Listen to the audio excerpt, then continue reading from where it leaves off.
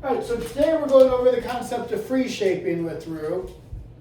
Free shaping is how I train everything. It's an idea in dog training, but it's how I do everything is free shape. Free shape is I don't do anything with the dog. I let him start making choices, and I'm going to start pairing disproportionate amount of success with certain behaviors over others. So I don't start off with commands, because I look at it as if I tell him to sit down and he doesn't sit, well, now what do?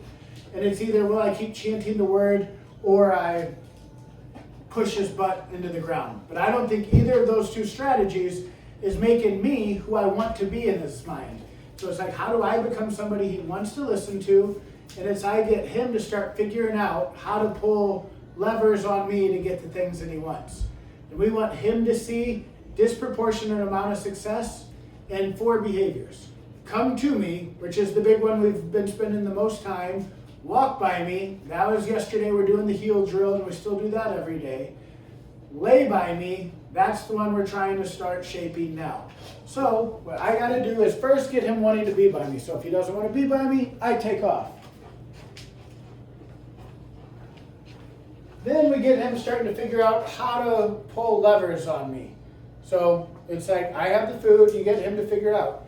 As if that sit caused me to give him the food. That's what free shaping is. I want Rue to think he's working me. Then he does it way better with standing than the sitting. So we're trying to start implementing the sitting into all this.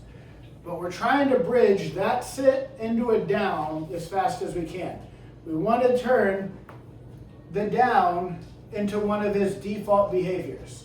So we do that by getting him to understand how to work me for the sit, through the sit, and then start turning that sit into a down. And so if he doesn't do it, there's no punishment, there's no correcting him. We let him start figuring out which path is most successful until he says, well, this sit's way more successful than anything else I could be doing. It's something he already kind of defaults to when we're standing. What I'm trying to do is start bridging that into we're sitting to get him to figure it out, and then turn that sit into a down. So a sit doesn't offer us much strategically. The down does offer us a lot strategically. That's the most calm, relaxed, submissive position we can get him in. And that's a default position we want him being in. So what we're waiting on him to do is first sit, and then just start pairing all the food with the down. And if he doesn't want to sit, I can still keep paying low. And what we would want is for him to have the light bulb moment of, wait a second, I get just as much food from bending down as I would get for laying down. I could get just as much food for even less work if I just laid here. And that's what we want, is for him to have the choice.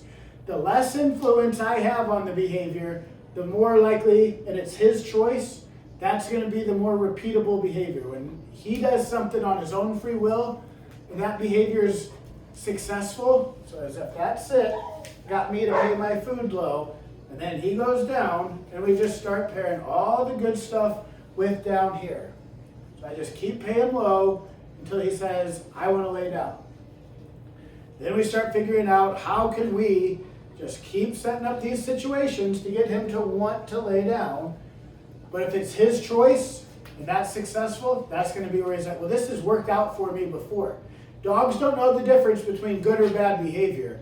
They just know, was this successful to me or not? So it's my job is to lay breadcrumbs down the path to success I want him to take. And so this is where we kind of figure it out. Let him start figuring out how to work me for the food. Let's just say he walks away. He gets frustrated and said, I don't even know what you want out of me. I would let him do it. I'm not going to call him back over and say, you have to get back over here. We'd say, yeah, go juxtapose. Go sniff around the room and see what works best for you. When you come back to me, we get the food, and then we start paying the food on the sit, try to turn that sit into a down. But what we want him to see is a lot of success in this down, so that's what we're doing today. While we're inside, is we're trying to start shaping the down. So now we got the come to me, working pretty good outside. We're starting to work the heel drill inside. Now we're starting to work the lay by me. So that's the main thing. And then we're going to start taking these familiar behaviors with us to unfamiliar spots. That's where the park and all that's going to come in here really soon. Probably going to wait a little bit, a couple days to take him to the park just because it's so hot the next couple days. You know, and these dogs are real vulnerable in extreme heat like this. So even, it's so hot even at 7, 8 o'clock in the morning. So what I'm trying to do is just let it cool down, but there's plenty of work we can do here. This is the foundation. You can't overwork the foundation.